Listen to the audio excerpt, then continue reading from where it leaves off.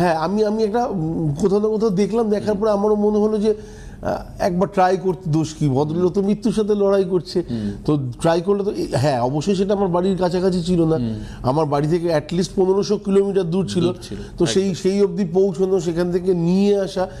কোথাও মনে হলো যে ভগবানই এই পুরো প্রসেসটা আমাকে দিয়ে করিয়েছে, এবং বিশ্বাস ছিল যে এতে হয়তো ঠিক হবে। কিন্তু হ্যাঁ, যখন সেই ভদ্রলোকের অবস্থা খুব খারাপ, যে বন্ধুর অবস্থা আমার খুব খারাপ হয়ে যায়, তখন সেখান থেকে প্রায় মৃত্যুর সাথেই তো লড়াই, তুমি 99% জানো,